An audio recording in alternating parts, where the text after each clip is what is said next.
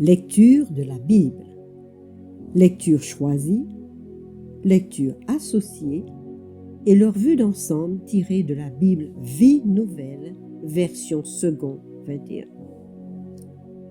Évangile de Jean, Exode, Ézéchiel et le livre des Actes. L'évangile de Jean, dont nous entamons pour vous la lecture, nous l'enrichirons d'extraits d'autres livres. Il nous vient avec toute sa différence. En effet, par rapport aux évangiles qui le précèdent, il met en lumière de façon unique la venue du Christ, le Fils de Dieu, parmi les humains. Ce livre se rapproche par son introduction du livre de la Genèse. Tous deux débutent par cette célèbre expression en lien avec nos origines, au commencement. Si la Genèse affirme « au commencement Dieu créa », l'évangile de Jean complète ainsi « au commencement était la parole qui créa, et la parole s'est faite chair ». Dans son premier chapitre, en identifiant Christ comme la parole, nous avons aussi le terme grec, le logos. Cela peut nous sembler une simple métaphore, mais Jean nous présente ici un attribut fondamental, intrinsèque à Dieu. L'ordre de sa voix emmène à l'existence. Nous pouvons le vérifier aussi dans le psaume 33, verset 9. Le roi David affirme, il dit et la chose arrive, il ordonne et elle existe. Jean nous bouscule dans notre réflexion par rapport à ce Messie. Beaucoup ne comprennent pas encore le véritable sens des premières lignes de son livre, qui sont les suivantes. Au commencement, la parole existait déjà, la parole était avec Dieu et la parole était Dieu. Elle était au commencement avec Dieu. Tout ce qui a été fait par elle, tout a été fait par elle et rien de ce qui a été fait n'a été fait sans elle. En elle était la vie et cette vie était la lumière des êtres humains. La lumière a brillé dans les ténèbres, mais les ténèbres ne l'ont pas accueillie. Nous lisons à partir du verset 15 jusqu'à 35 du premier chapitre. Jean le Baptiste lui a rendu témoignage et s'est écrié. C'est celui à propos duquel j'ai dit, celui qui vient après moi m'a précédé car il était avant moi. Nous avons tous reçu de sa plénitude et grâce sur grâce. En effet, la loi a été donnée à travers Moïse, mais la grâce et la vérité sont venues à travers Jésus-Christ. Personne n'a jamais vu Dieu. Dieu, le Fils unique, qui est dans l'intimité du Père, est celui qui l'a fait connaître. Voici le témoignage de Jean le Baptiste, différent de Jean, fils de Zébédée, auteur de l'Évangile. Lorsque les Juifs envoyèrent de Jérusalem des prêtres et des Lévites pour lui demander « Toi, qui es-tu » il déclara et sans restriction affirma « Moi, je ne suis pas le Messie ». Ils lui demandèrent « Qui es-tu donc ? Que dis-tu de toi-même » Il répondit « Je ne suis pas le Messie ». Ils lui demandèrent « Es-tu Élie » Il lui dit « Je ne le suis pas ». « Es-tu le prophète » Il répondit « Non ». Ils lui dirent alors « Qui es-tu » Nous devons donner une réponse à ceux qui nous ont envoyés. « Que dis-tu de toi-même » Moi, dit-il, je suis la voix de celui qui crie dans le désert. Rendez le chemin du Seigneur droit, comme l'a dit le prophète Ésaïe. Ceux qui avaient été envoyés étaient des pharisiens. Ils lui posèrent encore cette question. Pourquoi donc baptises-tu si tu n'es ni le Messie, ni Élie, ni le prophète ? Jean leur répondit. Moi, je vous baptise d'eau, mais au milieu de vous se trouve quelqu'un que vous ne connaissez pas. Il vient après moi, mais il m'a précédé, et je ne suis pas digne de détacher la courroie de ses sandales. » Cela se passait à Béthanie, de l'autre côté du Jourdain, ce fleuve qui traverse le territoire d'Israël et qui est encore là aujourd'hui. Et là, Jean baptisait. Le lendemain, il vit Jésus s'approcher de lui et dit : « Voici l'agneau de Dieu qui enlève le péché du monde. C'est celui à propos duquel j'ai dit : après moi vient un homme qui m'a précédé, car il était avant moi. Pour ma part, je ne le connaissais pas. C'est afin de le faire connaître à Israël que je suis venu baptiser d'eau. » Jean rendit encore ce témoignage. « J'ai vu l'Esprit descendre du ciel comme une colombe et s'arrêter sur lui. Je ne le connaissais pas, mais celui qui m'a envoyé baptiser d'eau m'a dit : celui sur qui tu verras l'Esprit descendre et s'arrêter, c'est lui qui baptise du Saint-Esprit. » Et moi, dit Jean, je ne le connaissais pas. Jean était encore là le lendemain avec 2 de ses disciples. Il vit Jésus passer et dit : « Voici l'agneau de Dieu. » Les 2 disciples l'entendirent prononcer ces paroles et suivirent Jésus.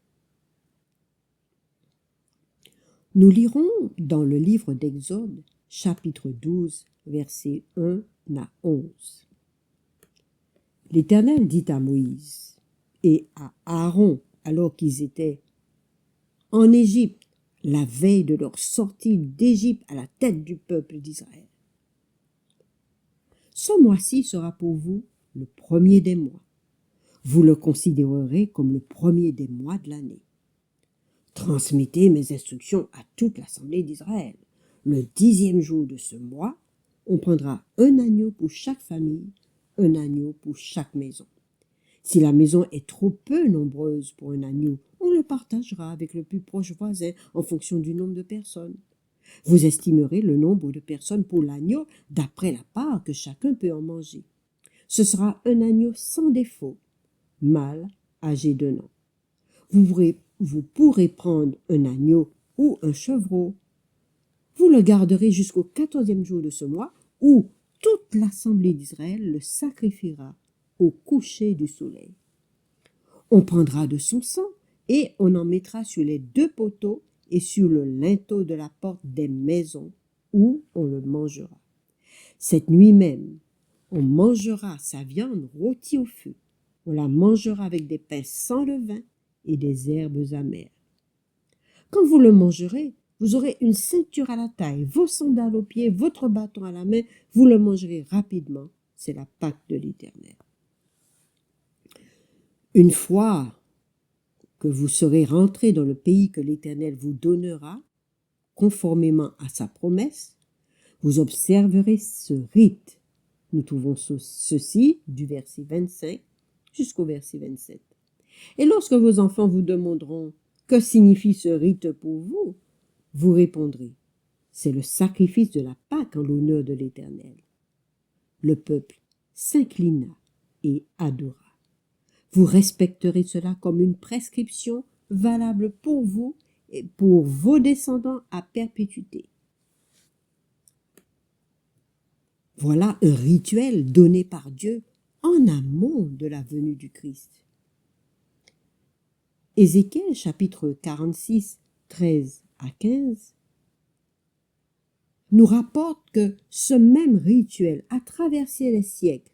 Outre la fête de Pâques au 14e jour du premier mois où un agneau était offert, un agneau dans le sanctuaire, le temple, était offert chaque jour. Nous lisons donc : tu offriras chaque jour en holocauste à l'Éternel un agneau d'1 an sans défaut. Tu l'offriras tous les matins. Tu feras de plus tous les matins une offrande végétale de 4 litres de farine ainsi que d'1,5 litre d'huile pour pétrir la pâte. C'est l'offrande faite à l'Éternel une prescription perpétuelle pour toujours. Tous les matins, on offrira l'agneau et l'offrande végétale avec l'huile en holocauste perpétuel. 6 siècles plus tard, nous retrouvons sur la route de Gaza Philippe. Cette route de Gaza fait encore la une des journaux aujourd'hui.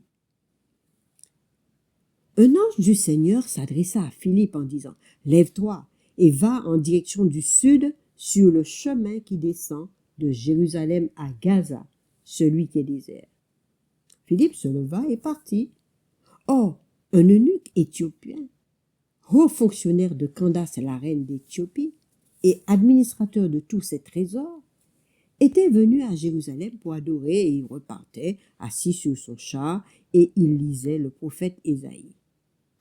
L'Esprit dit à Philippe, « Avance et approche-toi de ce char. » Philippe accourut et entendit l'Éthiopien lire le prophète Ésaïe.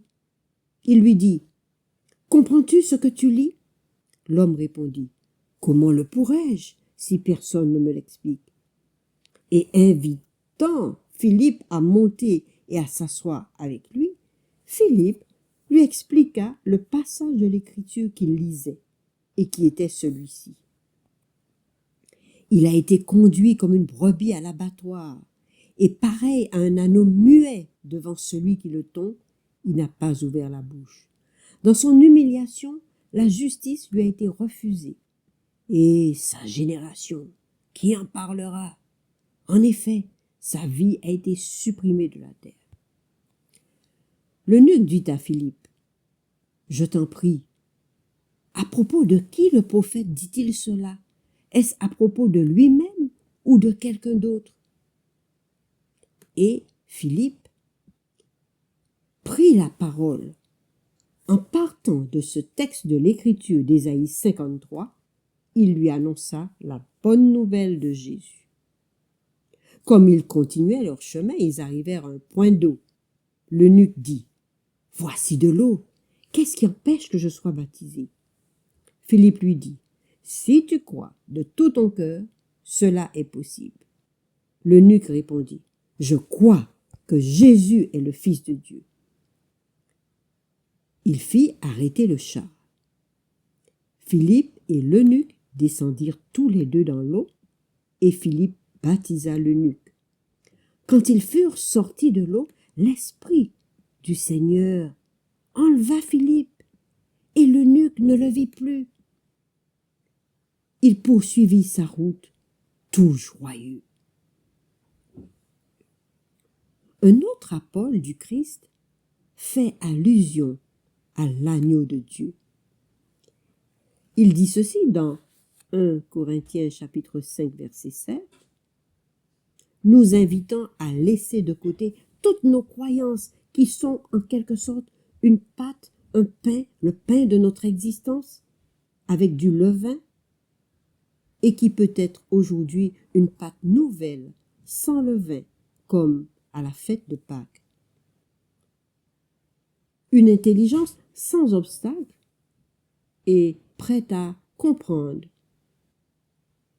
la nouvelle de Christ, notre Pâques, l'agneau de Dieu, annoncé à travers un rituel, année après année, et immolé à notre ère. Comme le dit Jean, il était avant nous, et il était avec nous, et il était au commencement.